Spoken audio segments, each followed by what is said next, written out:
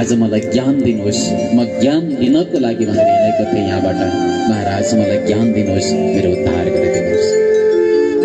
भरतजीले आत्माको उपदेश गरिदिनु भयो। हेर राजन, तिमी त अहिले एउटा सानो देशको राजा रहेछौ।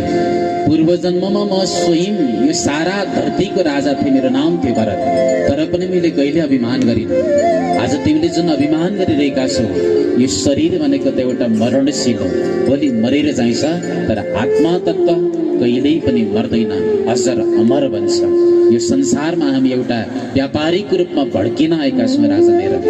तिमी पनि एउटा व्यापारी हो अनि म पनि व्यापारी हो। जबसम्म हामी आफ्नो घरसम्म पुग्दैनौँ तबसम्म हामीलाई शान्ति प्राप्त हुँदैन राजा।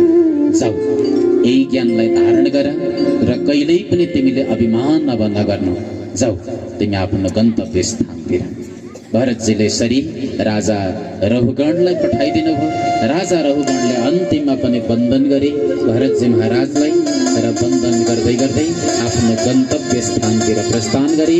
भरतजी महाराज पनि आफ्नो गन्तव्य स्थानतिर प्रस्थान गरे।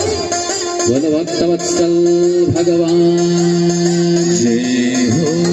भरतजी महाराजको जय। जोरदार ताली दिव्य झाँकीको लागि। एउटा ब्रह्मज्ञानी भरतजीको यो झाँकीको माध्यमद्वारा हामीले हेर्यौँ। ब्रह्मज्ञानी भनेर पनि